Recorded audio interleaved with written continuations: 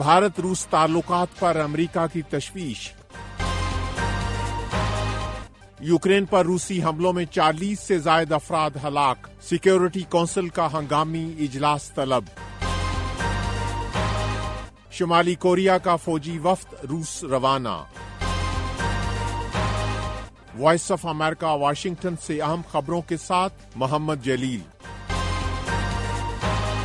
امریکہ نے کہا ہے کہ روس کے ساتھ تعلقات بڑھانے پر بھارت کے ساتھ اپنے تحفظات کا اظہار کیا ہے۔ امریکی محکمہ خارجہ کے ترجمان میتھیو ملر نے پیر کو نیوز بریفنگ کے دوران کہا کہ ہم نے بھارتی وزیر اعظم نریندر مودی کے بیانات کو دیکھا ہے، لیکن ہم پہلے ہی روس کے ساتھ تعلقات بڑھانے پر بھارت کے ساتھ اپنے تحفظات کا اظہار کر چکے ہیں۔ امریکی محکمہ خارجہ کے ترجمان کا کہنا ہے کہ بھارت ہو یا کوئی دوسرا ملک، جب بھی وہ روس سے بات کرے تو اسے اقوام متحدہ کے چارٹر، یوکرین کی خود مختاری اور علاقائی سلامتی کا احترام کرنے کا کہے۔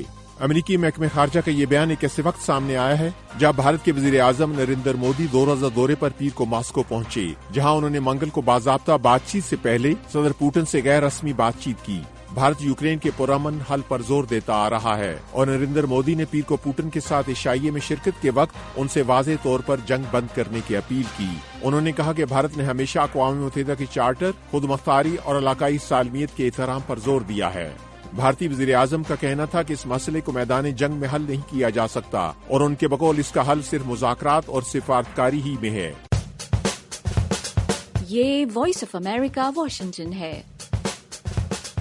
اقوام متحدہ کی سلامتی کونسل نے یوکرین پر روسی حملوں کے بعد ہنگامی اجلاس طلب کر لیا ہے، جب یوکرین میں منگل کو 40 سے زائد افراد کی ہلاکت پر یوم سوگ منایا جا رہا ہے۔ روس نے پیر کو یوکرین کے کئی شہروں پر میزائل حملے کیے تھے، جن میں سے ایک میزائل حملہ دارالحکومت کیف میں بچوں کے ایک اسپتال پر گرا تھا۔ سلامتی کونسل کے اجلاس میں ممکنہ طور پر روس کے حملوں کی مذمت کی قرارداد پیش کی جائے گی۔ ادھر یوکرین کے صدر ولادیمیر زیلنسکی نے روسی حملوں کے بعد پیر کی شب ایک بیان میں کہا کہ روس کو ان حملوں کے لیے جواب دہ ٹھہرانا ہوگا، محض تشویش کے اظہار سے دہشت نہیں رک سکتی۔ ادھر اقوام متحدہ اور امریکہ نے یوکرین پر ہونے والے حملوں کی مذمت کی ہے۔ ادھر روس نے اسپتال پر ہونے والے حملے کی تردید کی ہے۔ ماسکو کا کہنا ہے کہ ان حملوں میں فوجی اہداف کو نشانہ بنایا گیا۔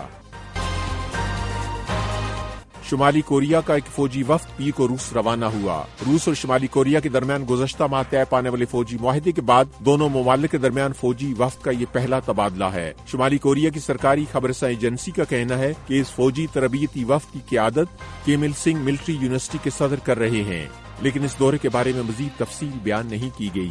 شمالی کوریا کے وفد کا یہ دورہ روس اور شمالی کوریا کے درمیان ہونے والے اعلیٰ سطح کے دوروں کا تسلسل ہے، جن میں جون میں روسی صدر پوٹن کا شمالی کوریا کا دورہ بھی شامل ہے۔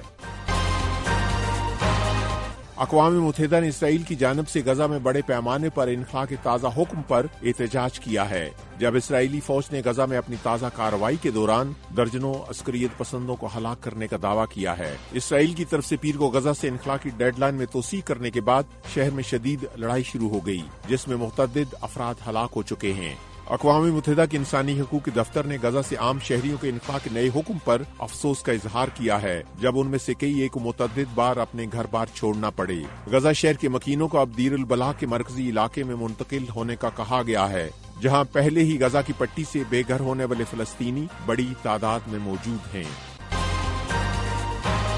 ایران کے نو منتخب صدر کا کہنا ہے کہ تہران کے اسرائیل مخالف موقف میں کوئی تبدیلی نہیں آئے گی۔ مسعود پزشکیان نے لبنان کی عسکریت پسند تنظیم حزب اللہ کے رہنما حسن نصر اللہ کے نام لکھے گئے خط میں کہا کہ ایران نے ہمیشہ اسرائیل کی حکومت کے خلاف فلسطینی عوام کی مزاحمت کی حمایت کی ہے۔ ایران کے نو منتخب صدر کا یہ بیان اس بات کا مظہر ہے کہ ایران کی نئی حکومت کی علاقائی پالیسی میں کوئی تبدیلی نہیں آئے گی۔ لبنان کی عسکریت پسند تنظیم حزب اللہ اور فلسطینی عسکری تنظیم حماس کو ایران کے قریب خیال کیا جاتا ہے۔ ادھر اسرائیل نے ایران کے نو منتخب صدر کے بیان پر کوئی تبصرہ نہیں کیا ہے۔